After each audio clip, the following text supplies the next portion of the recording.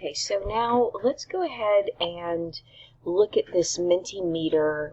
Again, this is an interactive presentation that I used in my Seated 112 class on Friday. So I thought it would be good to go through it with you. Now this Mentimeter actually embeds, let me minimize this for a second.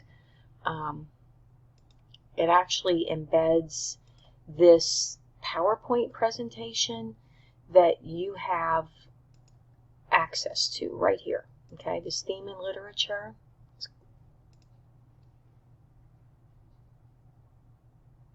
Presentation is embedded in my Mentimeter presentation, but I want to go with the Mentimeter because it has some questions that I want you to think about as you go forward. Okay, let me go ahead and pull it up. All right, so if I'm presenting this to you, so again, theme in literature. So I want you to think about when you hear the word theme, the ideas or words that come to your mind. Most people like, oh God, theme in literature, that's, makes me hate reading, hate literature. But really, we talk about theme all the time when we're talking about movies or books because it's that underlying meaning. And here are all the kinds of answers that my class Friday gave when we were going through this presentation. So we have a lesson, main ideas. Some people said overall meaning. People said overall idea. Some people said that when we were having our discussion that it was the underlying meaning. But it's that thread of universality that runs through a story, okay? And that is really what you're looking at with the theme. So if we ask ourselves, is literature meant to entertain or is it meant to instruct? Because that's where I say people often get upset, oh, I hate to have to break this down because it's going to make me not love a story. The first job is to entertain. It's to make people think about things. It's to make people feel things. But if it's good and it's something you're going to remember, it's got a kernel of truth that you can pick out and you can look at and go, yeah, that's interesting. I relate to that. Okay? And that's when we're talking about theme. So again, it's this universal concept or idea. It is not specific to a story. In other words, it's not the plot. It's the lesson that you pull out. And it's what gives a story its coherence, its urgency. It's why you remember certain things when you read, because you relate to a story in a particular way. So I had my students ask why they think literature often conveys a deeper meaning or a deeper message. And students, they were a little confused as to what this meant. But this answer right here, so this idea of symbolism and message, is relatable, that it can invoke feelings and new viewpoints for all kinds of people. And I thought that was a really interesting answer, this idea of why literature conveys this deeper message. Because also different people come to the story with different backgrounds. And so you and I are going to have a different interpretation of the story. So again, it's the underlying message. It transcends time and place. Okay? So that's why you can have a similar theme for very different kinds of stories, because that theme isn't specific to the plot of the story. Now, the plot renders the theme, but the theme is more generalized than the plot. Bigger picture. It's beyond the character's action. It's really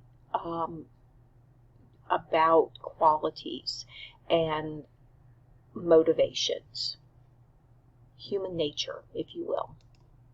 Okay.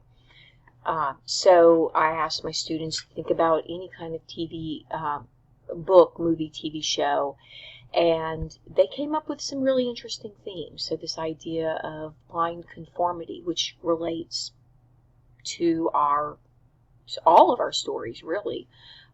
Perseverance, identity, that's another one you can say relates to all of our stories. Fate, economic, so greed. It doesn't even have to be economic, it can just be greed.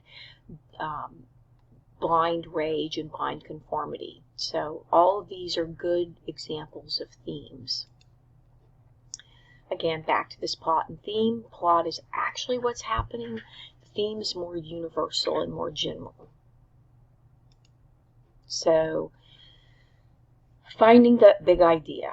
These should be abstract ideas. These are concepts that you're thinking about. What concepts seem important? What drives a character's action? Not what is the character doing, but why is the character doing that? So let me go ahead and skip over this one. And can a story have more than one theme? Why or why not? Yes, obviously it can have more than one theme. Different, and like I said earlier, different people will interpret a story differently based on their background. What are they seeing?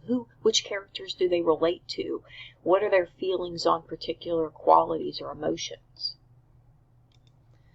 So here are some of these ideas of universal themes. We've got fear, conformity, freedom, society, love, sacrifice, resistance, joy. All of these should sound familiar in terms of the stories we have read, the 4 stories plus the poem. So themes associated with dystopian, we kind of skipped over that. We were running a little bit out of time, but again, lots of ideas of conformity. Lots of ideas of fear, greed, all of these things really kind of pop up in dystopian fiction. Fear of control. So here I have a whole list of common themes. And again, you can find this PowerPoint under that folder for resources for your literary analysis essay, if you wonder. So once you have a couple of ideas, what does the story seem to say about these ideas? That's the next question. So for example, with the lottery, if you're identifying that it's about community and tradition, which a lot of you did, you want to be more specific. You could say it's tradition in the vein of conformity. So it's more than just tradition, or it's a blind adherence to tradition. Okay? And then what does the story say about that conformity? Okay, so for example, some communities are willing to maintain their tradition or their conformity to tradition at any cost.